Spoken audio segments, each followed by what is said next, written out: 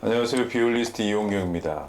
오늘 이 시간에는요, 화를 구성하고 있는, 그러니까 화를 쓸 때 가장 중요한 세 가지 요소가 있죠. 여러분들 뭔지 아시나요?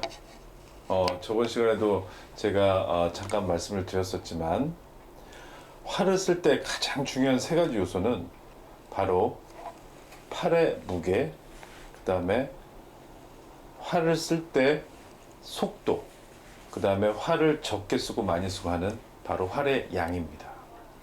이 세 가지를 가지고 정말 여러 가지 소리, 또 여러 가지 표현을 할 수가 있겠죠. 오늘은 바로 이 무게와 속도와 활의 양을 가지고 낼 수 있는 그런 소리를 간단하게 한번 알아보겠습니다. 제가 저번 시간에도 얘기했듯이 우리의 팔의 무게를 활대에 얹는 방법, 그 방법 중에 가장 중요한 손가락의 역할이 바로 검지, 엄지, 약지였죠. 마치 우리 키보다 큰 철봉이 있습니다. 그 철봉에 우리가 매달려 있다고 생각을 해본다면 그 철봉에 우리 몸무게가 온전히 얹혀지겠죠. 하지만 우리의 몸무게를 바로 이 손아귀가 우리 몸을 지탱을 하고 있겠죠.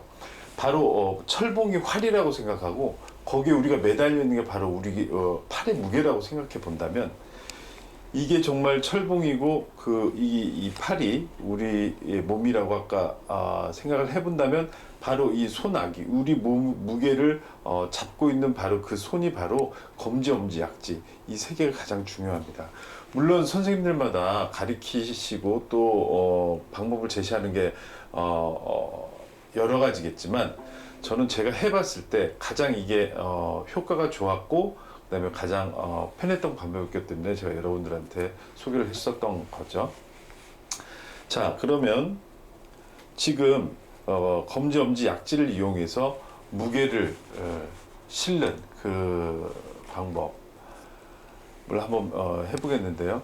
제가 이번 강좌 첨부 파일에 무게와 속도와 무게의 그래프를 그려놨습니다. 제가 말씀드리는 게 보다 좀 쉽게 이해가 가게끔 제가 이 그래프를 그려놨는데요. 이 그래프를 보면은 세로가 무게고 가로가 속도입니다. 일단 무게와 속도를 먼저 말씀드릴게요. 무게와 속도가 있고 그 다음에 좋은 소리군이라고 이렇게 있죠. 좋은 소리군이 아닌 쪽, 제가 이렇게 까맣게 이렇게 표시해둔 그쪽은 바로 노이즈입니다.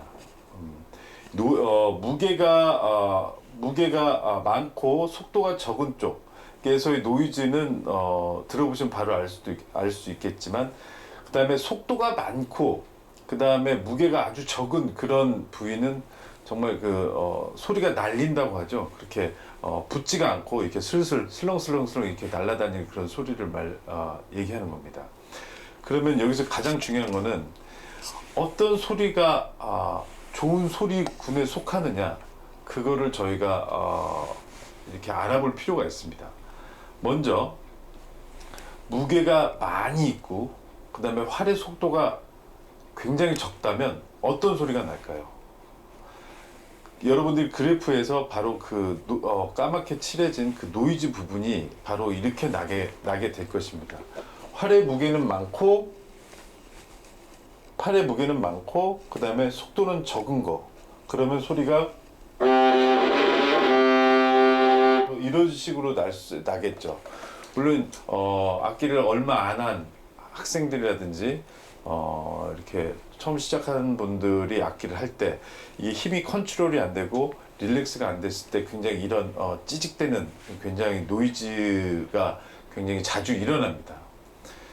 그럴 때는 우리의 귀가 언제나 예민한 상태에 있어서 소리가 찌직대거나 뭔가가 힘이 많이 들어가고 뭐 속도가 적어졌을 때 그런 노이즈가 발생하려고 할 때 또 그런 소리를 발견했을 때 바로 귀가 그 소리를 파악을 해서 바로 몸에 전달해서 무게를 빼거나 속도를 더 내거나 해서 빨리 그런 소리가 안 나게끔 그렇게 해야 되는 그런 민첩한 그런 우리가 이제 신경이 발달이 돼야겠죠. 자, 그러면 속도는 빠르고 무게는 굉장히 적었을 때 그 소리는 어떻게 나나 한번 보겠습니다. 똑같이 시선에서 그어볼 텐데요. 속도가 많고 무게가 적은 겁니다.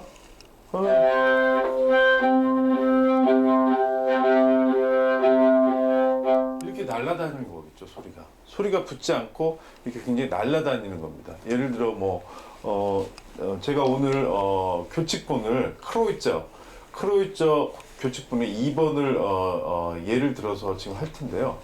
지금 같이 무게는 거의 없고 속도에 비해 무게가 굉장히 없는 그런 소리를 예를 들어 한다면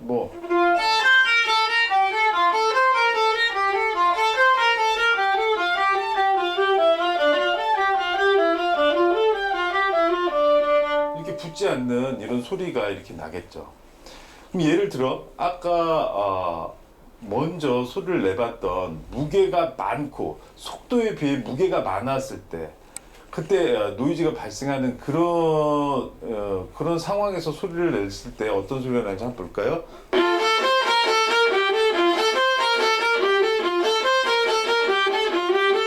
예, 이거는 활의 속도에 비해 굉장히 무게가 많은 거죠. 굉장히 듣기 싫죠. 그렇죠. 비올라는 어떤 악기보다 이런 노이즈가 정말 잘 납니다. 정말 생각을 하면서 소리를 잘 내야 되는데 무심코 내는 소리가 정말 이런 노이즈가 많이 날 때가 있어요. 특히 A선, 저번에도 말씀드렸지만 A선은 정말로 생각을 많이 하면서 그렇게 저희가 소리를 내야 하는 거거든요. 자, 그러면 제가 지금 그래프에서 노이즈 군과 소리가 날리는 부분을 설명을 했잖아요. 그러면 이제 좋은 소리군에는 정말 여러 가지 색깔이 있겠죠. 첫 번째, 속도가 최저의 속도와 활이 최저의 속도로 가고 무게가 최고 무게를 갔을 때 좋은 소리군에 속하는 소리. 그걸 한번 찾아보겠습니다. 그거는 정말 가장 진한 소리겠죠.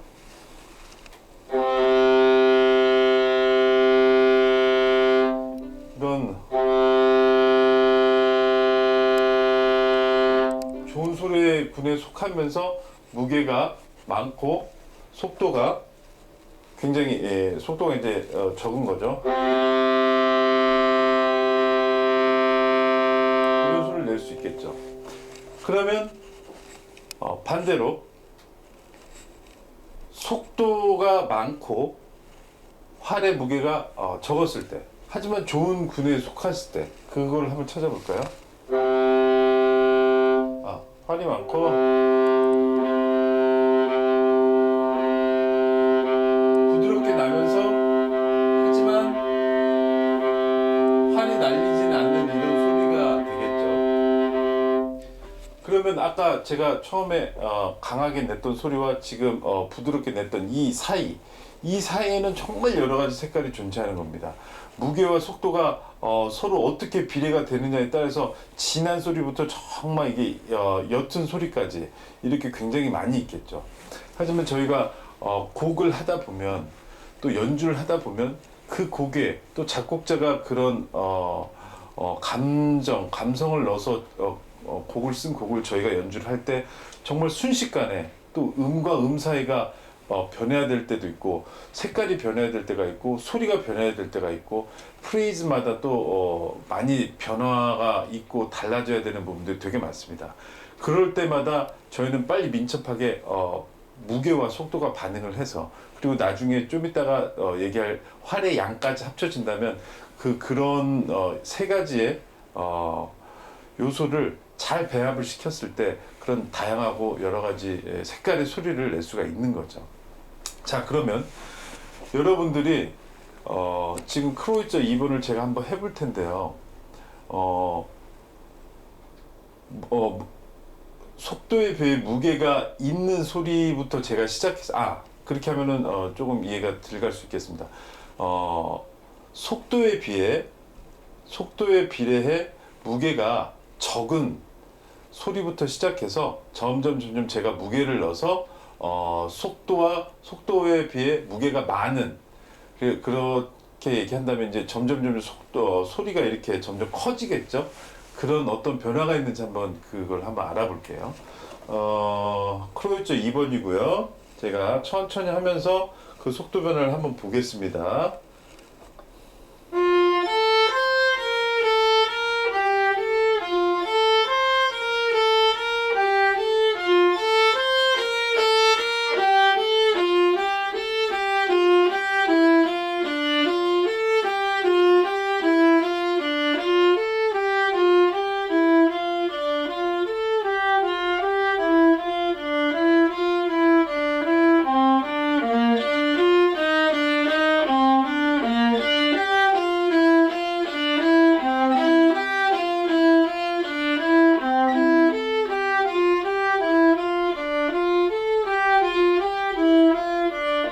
네, 이렇게 여러분들 느끼실지 모르겠지만 점점 소리가 무게를 속도는 활의 속도는 일정했지만 그 안에 무게가 점점 많아지고 무게가 점점 없어졌을 때 소리의 변화가 이렇게 생긴다는 것을 느낄 수가 있었을 거예요.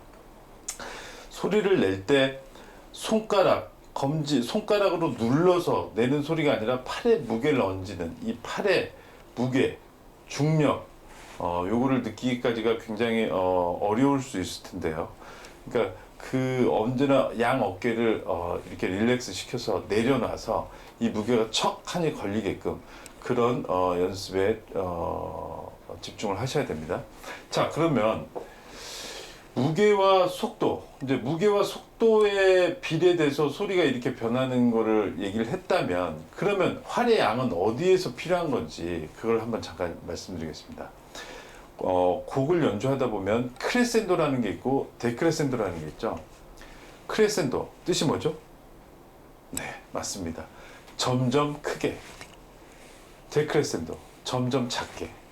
하지만 어떤 학생들은 그거를 악기로 연주를 할 때 크레센도가 붙어 있으면 점점 눌러서 이렇게 소리를 내고 디미니엔도가 있으면은 데크레센도가 있으면 점점 그거를 힘을 빼서, 그러니까 크레센도를 눌러서 소리를 내는데 그게 아주 잘못된 습관이 그렇게 있는 거죠.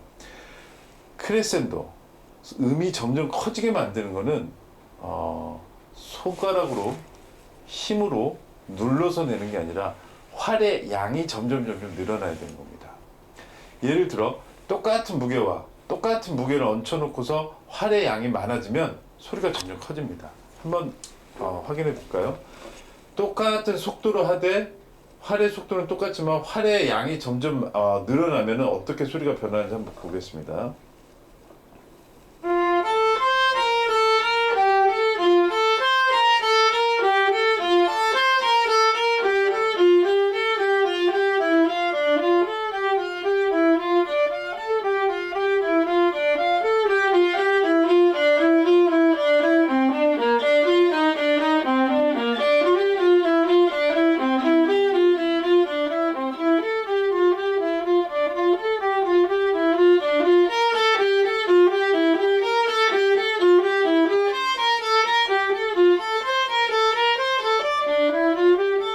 네, 이런 식으로 활의 양이 많아지면 소리가 점점 당연히 커지고요.